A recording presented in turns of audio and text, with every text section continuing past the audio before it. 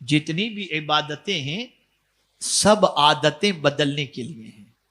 نماز بے حیائی سے روکتی ہے، روزہ تقوی کی دولت عطا کرتا ہے، حج جان و مال اللہ کی راہ میں قربان کرنے کا جذبہ عطا کرتا ہے، زکوٰۃ مال کی محبت کو دل سے نکالتی.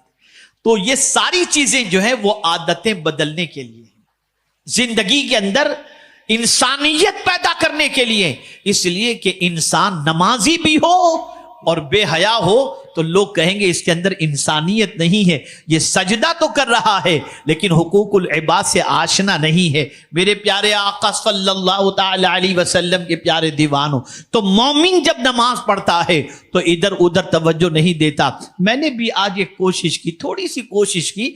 آج ایک مسئلہ، میں جب سے موریشس سے آج پہنچا ہوں تب سے ایک مسئلے کے اندر ہی ہم لوگ سب الجھے ہوئے ہیں اور اسی میں گفتگو چل رہی تھی. میں نماز ظہر ادا کر رہا تھا اور مسلسل فون کی گھنٹیوں کی آواز کانوں میں آ رہی تھی اور مجھے لگ رہا تھا کوئی ارجنٹ شاید کال ہو، لیکن میں نے کہا نہیں، میں رب کی بارگاہ میں موجود ہوں، اگر کوئی ارجنٹ بھی ہوگا تو مولا کرم کی نظر فرما کر سب بہتر فرما دے گا. تھوڑی سی کوشش کی، تھوڑی سی محنت کی کہ اپنے آپ کو اس سے ہٹا کر میں اللہ کی بندگی کو صحیح طور پر کرنے کی کوشش کروں. اے رسول اعظم صلی اللہ علیہ وسلم کے دیوانوں، یہ جو ہماری سوچ ہوتی ہے نا، نماز میں ہے گھنٹی پہ جلدی جلدی فٹافٹ اٹھا کر کے ہیلو ہیلو ہیلو ہیلو، یہ سب بند کرو، یہ سب مت کرو.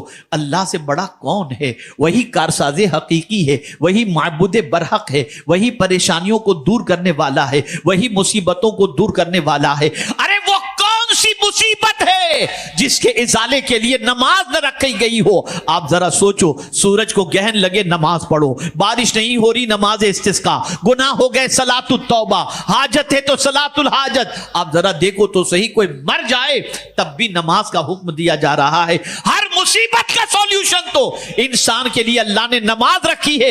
لیکن یہ مسلمان کیسا ہے کہ نماز کو پریشانی کا سبب، ارے میں نماز میں ٹائم گزار دوں گا تو یہ کال مس ہو جائے گا، یہ ہو جائے گا. نہیں، اللہ کی بندگی صحیح طور پر کرو، تم دیکھنا تمہاری زندگی میں کتنا سکون آتا ہے.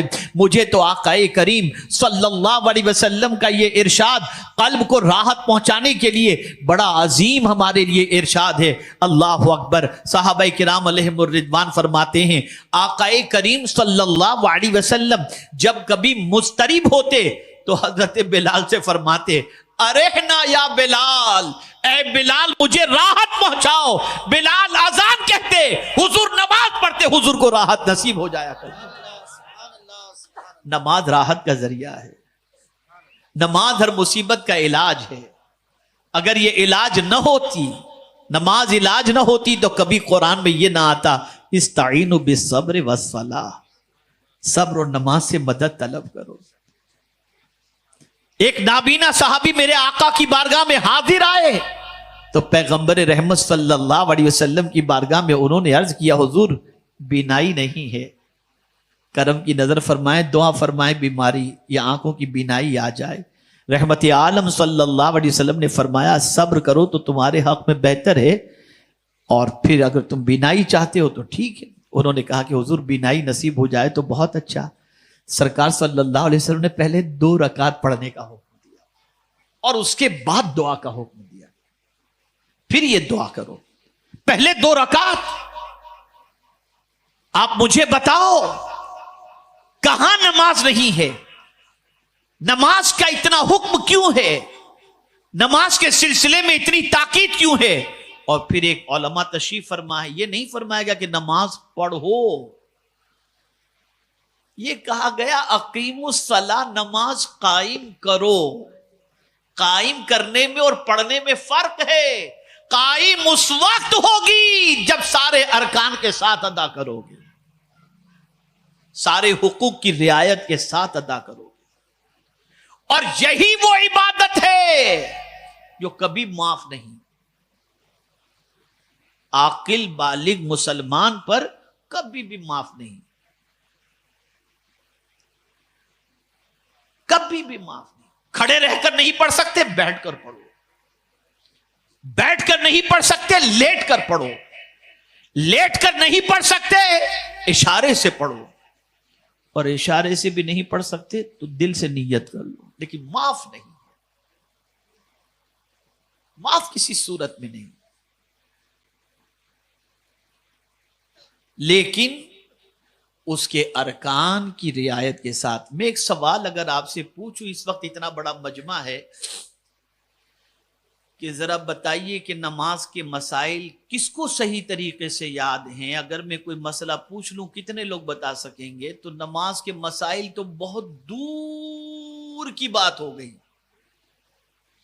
فرائض بھی بہت ساروں کو یاد نہیں ہوں گے، واجبات بھی بہت ساروں کو یاد نہیں ہوں گے. اب آپ کو معلوم ہی نہیں ہے تو پھر اب آپ مجھے بتائیے کہ وہ نماز اثر کہاں سے دکھائے گی؟ اور معلوم نہیں ہے تو افسوس ہے ایسے مسلمان پر جو نماز کے مسئلے کو سیکھنے کے لیے تیار نہیں.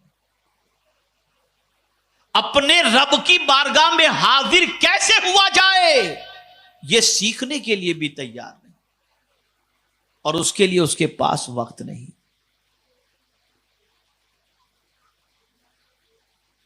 اے رسول اعظم صلی اللہ تعالی علیہ وسلم کے دیوانوں، سچے نمازی بنو، پکے نمازی بنو، اور نماز کو اس کے ارکان کی، اس کے احکام کی رعایت کے ساتھ ادا کرنے کی کوشش کرو. اب آئیے میں دوسری نماز بتاؤں. مومن کی نماز. مومن نماز کے اندر خشوع و خضوع اختیار کرتا ہے، گڑ گڑاتا ہے، آہوزاری کرتا ہے. یہ مومن کی نماز ہوئی. تو اگر ایسی نماز ہم تلاش کریں گے تو میں سمجھتا ہوں شاید کوئی ایسا بندہ مل جائے. شاید. اب سوال پوچھ رہا ہوں، مجھے جواب دیجیے گا. یہ جو میں کہہ رہا ہوں صحیح ہے یا غلط؟ جواب ایسا دیں کہ جو مجھے سمجھ میں آئے. کہ نماز میں گڑ گڑانے والے آپ کو نظر آئیں گے؟ جواب دیجیے نا بھائی.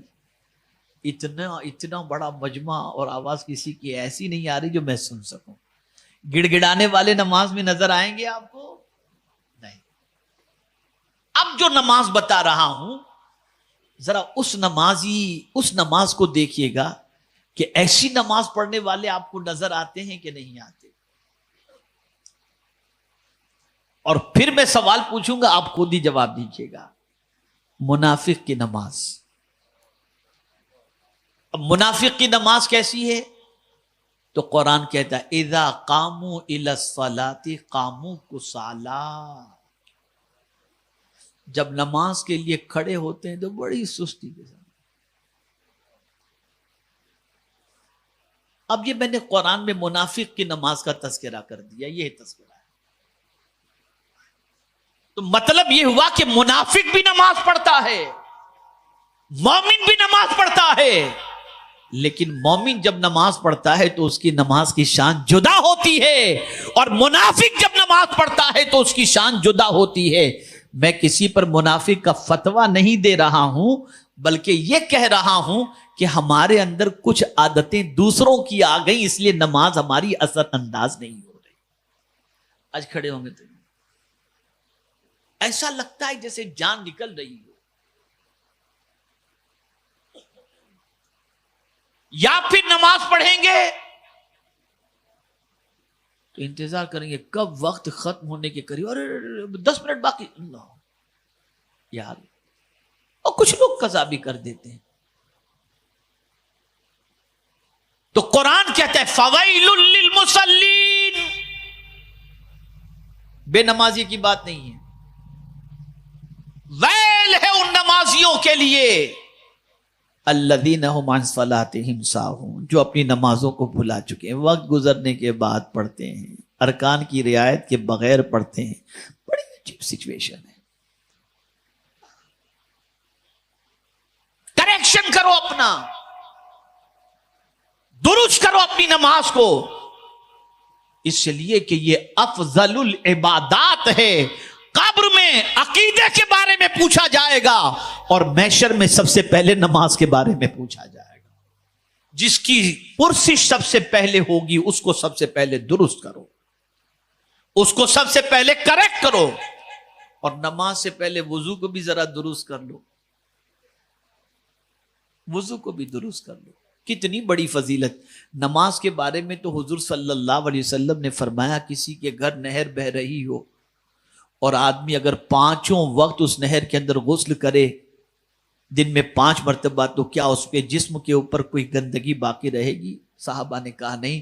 آقا کریم صلی اللہ علیہ وسلم نے فرمایا جب کوئی 5 وقت کی نماز پڑھتا ہے تو جس طریقے سے وہ نہر اس میں 5 مرتبہ دن میں غسل کرنے والے پر کوئی گندگی نہیں رہتی، ایسے نماز پڑھنے والے کے گناہوں کو بھی اللہ معاف فرما دیتا ہے۔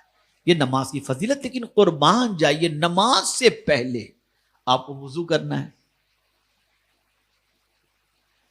میرے آقا صلی اللہ علیہ وسلم ارشاد فرماتے ہیں جب کوئی وضو کرتا ہے تو چہرہ دھوتا ہے تو اللہ چہرے کے گناہ معاف کر دیتا ہے، ہاتھ دھوتا ہے ہاتھ کے گناہ معاف کر دیتا ہے، پیر دھوتا ہے پیر کے گناہ معاف فرما دیتا ہے۔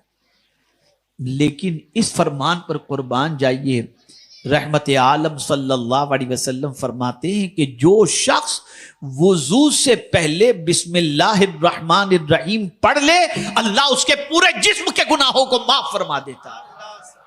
پڑھتے ہو، بیچارے مسجد کے ٹرسٹی لوگ لگا دیتے ہیں وضو خانے پر اتنا، پھر بھی یاد نہیں رہتا۔ بس جلدی، خالی مرنے کی جلدی نہیں ہے، باقی سارے کام میں جلدی۔ کوئی جلدی مرنا نہیں چاہتا اور کوئی جلدی بوڑھا ہونا نہیں چاہتا۔ یہ 2 چیزیں ایسی ہیں، یہ آدمی جلدی نہیں چاہتا۔ چاہتا ہے جوانی بھی لانگ ٹائم تک رہے اور موت بھی جلدی نہ آئے۔ بہت اچھی چیز ہے۔ حضور صلی اللہ علیہ وسلم سے پوچھا گیا کون سا مسلمان افضل؟ سرکار صلی اللہ علیہ وسلم نے فرمایا جس کو اللہ نے لمبی عمر دی اور وہ اس نے نیکی میں گزار دی، وہ مسلمان سب سے افضل ہے۔ لمبی عمر کوئی گناہ کی چیز نہیں ہے، لیکن جلدی اگر آدمی کرتا ہے تو نماز میں جلدی۔ یہ چور بتایا گیا نماز میں جلدی کرنے والے کو، چور بتایا گیا۔ جو فاسٹ نماز پڑھتے ہیں، اسپیڈ سے نماز پڑھتے کہ ایک کبھی تعدیل ارکان کی بھی رعایت نہیں، بھاگم بھاگی، پتہ چلا 5 منٹ میں تو عشاء پڑھ کے نکل گئے باہر۔ کیا پڑھا آپ نے؟ نماز کو درست کرو۔ اور ساتھ ہی ساتھ یہ بات بھی ہمیشہ کے لیے ذہن میں رکھو، جب کبھی کوئی مصیبت آئے، جب کبھی کوئی پریشانی آئے، جب کبھی کوئی تکلیف دروازے پر دستک دے، جب مصیبتوں کے بادل منڈلانے لگیں، جب کوئی پریشانی تمہارے دروازے پر دستک دینے لگے، بس اللہ کی بارگاہ کے اندر کھڑے ہو جاؤ، 2 رکعت نماز صلاۃ الحاجت کی پڑھ لو، اس کے بعد اپنے رب کی بارگاہ میں دعا کرو۔ رب کریم ہے، جو اس کی بارگاہ میں جھک جاتا ہے اسے مولا کہیں اور جھکنے نہیں دیتا، اسے اٹھا لیتا ہے۔ کوشش کرو، نماز کے لیے محنت کرو۔ میرے پیارے آقا صلی اللہ تعالی علیہ وسلم کے پیارے دیوانوں، لائٹ چلی جائے تو بے چین ہو جاتے ہو، فین بند ہو گیا، گرمی کا موسم ہے، اے سی خراب ہو گیا، اے سی بند ہو گیا، لائٹ چلی گئی، بے چین ہو گئے، اندھیرے میں کہیں جانے میں ڈر لگتا ہے۔ ہو سکتا ہے آپ یہ طے کر لو کہ میں جہاں اندھیرا ہوگا وہاں نہیں جاؤں گا اور آپ نہ جاؤ، لیکن ایک اندھیری جگہ ایسی ہے جہاں جانا ہی ہے، 1000 نہ چاہو پھر بھی جانا ہے، یقیناً جانا ہے، ہر ایک کو جانا ہے۔ اور وہ کون سی جگہ ہے؟ وہ قبر ہے، وہ اندھیری جگہ قبر ہے، قبر جہاں جانے سے کوئی نہیں بچ سکتا۔ لیکن مجھے بتاؤ، کبھی آپ نے سوچا کہ وہاں کی روشنی کیا ہے؟ وہاں بھی تو اندھیرا ہوگا، لیکن یا رسول اللہ آپ کی عظمتوں پر قربان کہ آپ نے کتنا عظیم نسخہ عطا فرما دیا۔ ہم چھوٹے دل والے اندھیرے سے گھبراتے ہیں اور ہمارے پاس کوئی کنیکشن یا ایسی کوئی چیز نہیں کہ قبر کو روشن کر سکیں۔ حضور کوئی ایسی چیز بتا دیں جس سے قبر بھی روشن ہو جائے۔ حضور نے فرمایا نماز قبر کی روشنی ہے۔